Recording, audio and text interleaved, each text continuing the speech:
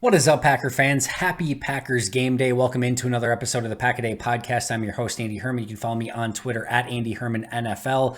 Today, we're going to be going over everything to watch for in Packers Seahawks noon kickoff, an interesting kickoff for a preseason game at Lambeau. I was thinking that, obviously it's going to be one of the, NFL Network featured games at noon on Saturday. It's not even one of the featured games. So I'm not exactly sure why it happened and why it's not a night game, but here we are. It's a noon game. I know Matt LaFleur was kind of happy about it. At least it seemed like he was, because it's a little bit more like an actual noon kickoff. He didn't know what that the Bears game was like a 3:30 kickoff or whatever. It doesn't matter. Still, I think this is getting him into a little bit more of a rhythm with his team, which is always a good thing. But nonetheless, here we are, final preseason game. So let's jump in right away and go over what we should be watching for as the Packers take on the Seahawks at Lambeau. First and foremost, it's going to be who doesn't play in this game. And this is a pretty big game for a variety of different reasons. A, some of the starting battles, specifically at safety, which we'll talk about. B, some of the back of the roster, 53-man roster battles, which also we're going to talk about. And then C, some of the, practice squad, like the, 14th, 15th, 16th practice squad spots, and who ultimately, grabs those and takes those spots is probably going to be up for grabs here too. And if you're any of those fringe players at any of those levels, whether it be a borderline starter, a borderline 53 roster player, or a borderline practice squad player, you're going to want to be able to play in this game. Now, there's a few players that did not practice that at least didn't seem like totally, completely out of the realm of practicing and who could really use to play in this game. The first is Anthony Johnson Jr. As mentioned, on Wednesday's practice, he came out to practice, didn't look right, went and got wrapped, then came back out again, tried to practice, didn't look right, and ended up shutting it down for the day, and then didn't practice Thursday. PR told us that it was not, expected to be anything major at all. He's probably a player that would love to play in this game on Saturday. I'm sure Green Bay is going to be extra cautious with him, but I can't say that he's got a roster spot locked up. So he would, I'm sure, love to play in this game. He's definitely going to be a priority practice squad player at worst, but does he, can he make it on the 53? And again, if he doesn't play in this game, that certainly makes it a little bit more complicated, right? I think he's probably in no matter what, but who knows at this point? A couple other players. Tyler Goodson, Lou Nichols. We haven't seen Lou Nichols in a while, and certainly not in preseason, and Tyler Goodson was hurt in that first preseason game.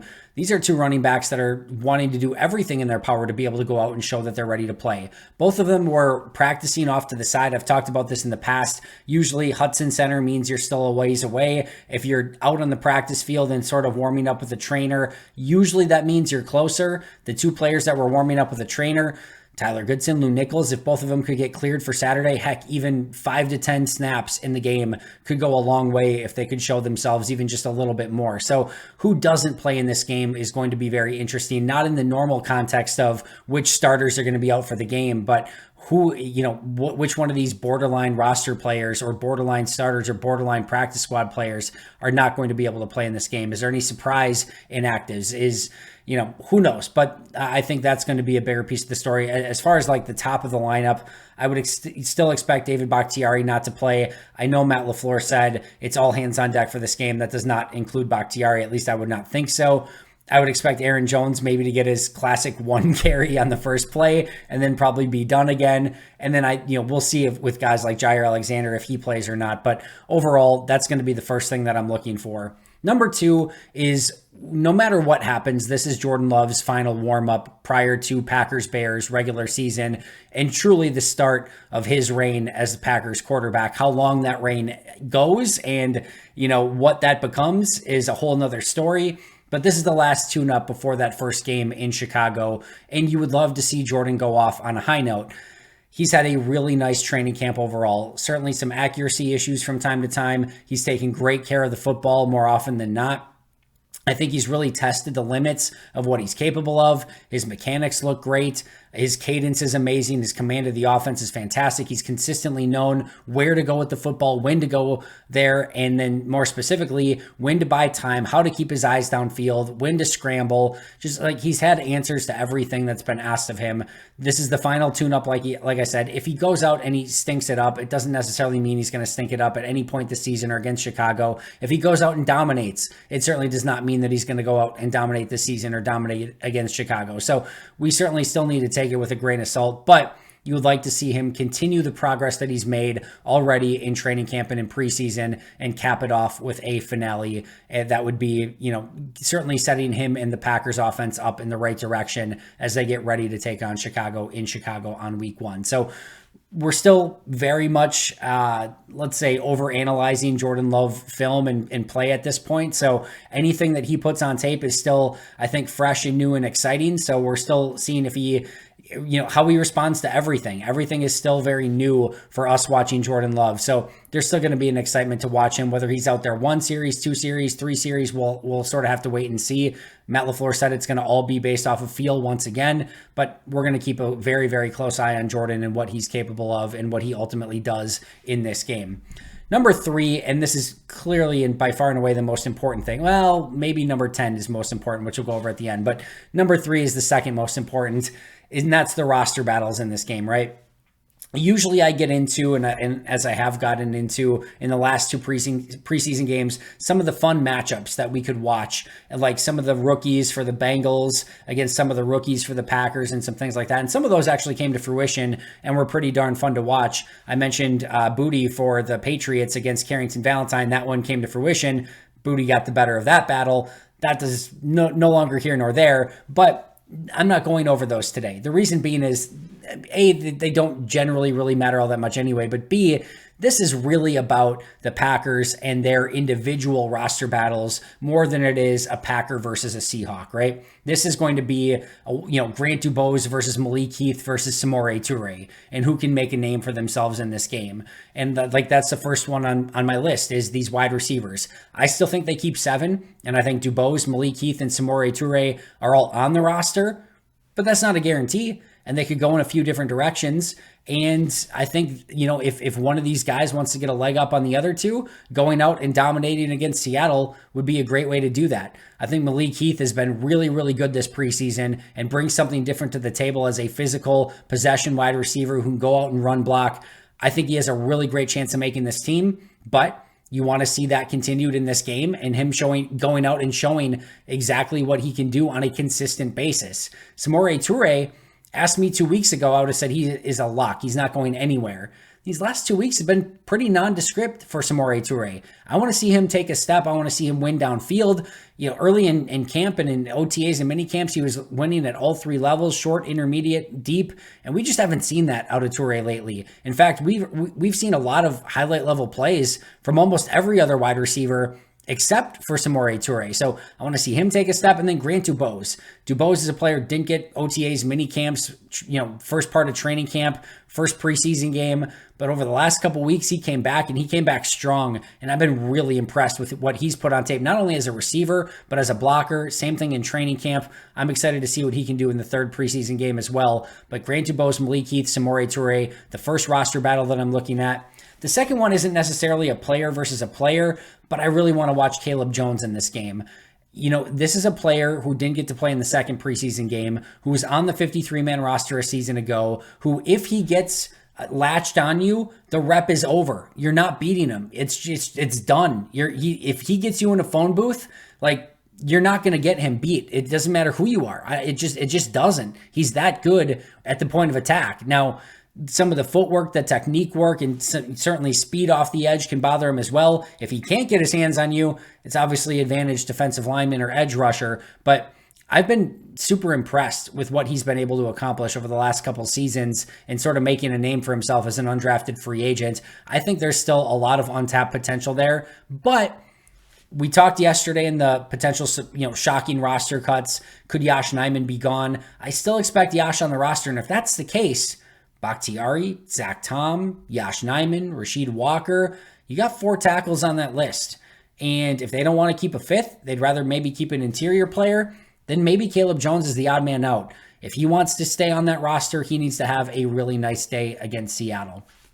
Next is Brenton Cox versus Justin Hollins. And it's not just as pass rushers, but it's on special teams as well. If Brenton Cox can show that he can go out and be a menace on special teams, that would certainly help his cause quite a bit.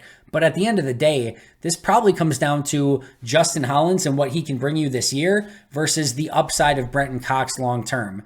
If Cox goes out and has a 2 or 3 sack game and just really shows out, now Brian Gutekunst is going to be, not only maybe wanting to keep Brenton Cox, but maybe more worried that he could get claimed by another team. Same thing with Justin Hollins. If he goes and balls out, that's another situation where if he gets released, another team could easily be interested in him. So for Cox and Hollins, might only be one spot. 4 spots ahead of them taken. Enigbare, Rashawn Gary, Preston Smith, LVN. Those 4 spots locked in, 100%. No, none of those 4 guys are going anywhere, right?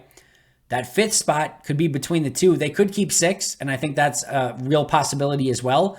But if it's only 5, this is the old Joker breaking the pool cue in half and saying, hey, may the best man win sort of situation. Obviously, they're not fighting each other, but they're going to have to fight off some Seahawks if they want to win that final spot. Next up is Jonathan Ford, the defensive lineman. Same thing as Caleb Jones, mammoth human being who maybe not isn't going against Chris Slayton and, Luan and those in Moultrie, etc. He's more going against, is it more important to keep Jonathan Ford as a 6th defensive lineman than it is a Brenton Cox as a 6th edge rusher, than it is a Malik Heath or a Grant Dubose as a 7th wide receiver, than it is a Dallin Levitt or a Jonathan Owens as a 5th or 6th safety or an Anthony Johnson Jr. He's not necessarily competing against fellow defensive linemen, but he is competing against fellow roster mates that could be on the fringe of that 53-man roster. Now, I like what Jonathan Ford brings to the table. I think he is worthwhile of keeping as a 6th defensive lineman. I actually like activating all 6 defensive linemen because I think they all bring something different to the table as well. But if they don't think he's going to be active on game days, if they think that's going to be Clark, Slayton, Wyatt, Brooks, and Wooden, then they could go in a different direction. Where I sort of stand on it, he was so bad and just not ready last year, and they kept him on the 53-man roster, and now he actually looks like he can be a rotational player and add maybe some value to the team. It's hard to imagine they cut him now when the whole hope of keeping him on the 53 last year was that he did what he did this year and actually make a jump and show that he could be capable of competing on this team. So we'll see. I think he's on the team, but he needs to go out and have a really nice day as well. Jonathan Owens and Rudy Ford, I think you could see those 2 safeties play a lot. We know, I would say Tavares Moore probably not going to play. I would lean towards Anthony Johnson Jr. not playing, and Savage probably doesn't play much either. You could see a half, really, of Rudy Ford and Jonathan Owens to go out and prove themselves. I think you could even see more out of Jonathan Owens. So those 2 players really have an opportunity to try to solidify their spots. I think Rudy Ford is in. I think Jonathan Owens is out, but that can change in a really fast if either of these guys have really bad games or really great games, and we'll see what this game brings for those 2 safeties.